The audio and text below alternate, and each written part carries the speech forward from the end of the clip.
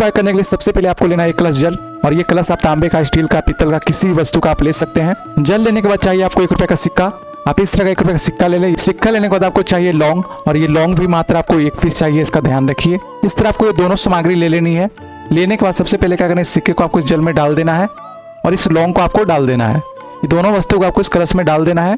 डालने के बाद आपको अपने घर के मंदिर में चले जाना है, जहाँ भी आप अपने घर में देवी देवता रखते हैं, पूजा करते हैं, उस स्थान पे आपको चले जाना है। घर में आ जाएंगे तो पूजा घर में आने के बाद आपको क्या करना है, सबसे पहले आपको हनुमान जी का चित्र को लेना है और चित्र को लेकर के आपको अपने सामने रख देना है। सामने रखने के बाद आपको इस कलश को लेना है, जिस कलश में आप 1 लौंग 1 सिक्का रखे थे। इस कलश को लेकर के आपको हनुमान जी के ठीक आपको सामने रख देना है। जब कलश को आप सामने रख देंगे तो सामने रखने के बाद आपको क्या करना है, इस कलश को आपको किसी भी प्लेट से आपको ढक देनी है। इस तरह से जब कलश को आप ढक करके रख देंगे तो कलश ढकने के बाद आपको चाहिए एक दीपक। इस तरह का एक दिया ले लीजिए। दिया लेने के बाद आपको क्या करना है, इसमें आपको तिल्ली का तेल डालना है। घी का इस्तेमाल मत कीजिएगा। यदि आपके जीवन में बहुत ज्यादा दुख समस्या है तो आप तिल्ली का तेल इस्तेमाल करें। यदि आपके जीवन में ज्यादा कष्ट दुख नहीं है तो आप इसमें घी इस्तेमाल कर सकते हैं। इस तरह आपको हनुमान चालीसा का पुस्तक ले लेना है। पुस्तक लेने के बाद आपको क्या करना है, अपने सामने रख लेना है। सामने रखने के बाद आपको मन में संकल्प लेना है, हनुमान जी से अपनी कामना बोलना है। जिस कार्य के लिए भी आप कर रहे हैं वो हनुमान जी से अपनी कामना बोल दीजिए। रोग मुक्ति के लिए कर रहे हैं या किसी से पैसा लेने के लिए कर रहे हैं, नौकरी के लिए कर रहे हैं, व्यापार के लिए कर रहे हैं, लक्ष्मी के लिए कर रहे हैं, जिस कामना से आप कर रहे हैं अपनी कामना बोल दीजिए।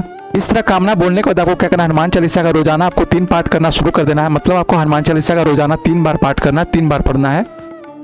और ये तीनों आपको लगातार पढ़ना है। ऐसा नहीं कि एक सुबह एक शाम कर लिया, ऐसा नहीं करना। आपको ये तीनों पाठ एक साथ पढ़ना है, एक ही आसन पर बैठ करके करना है।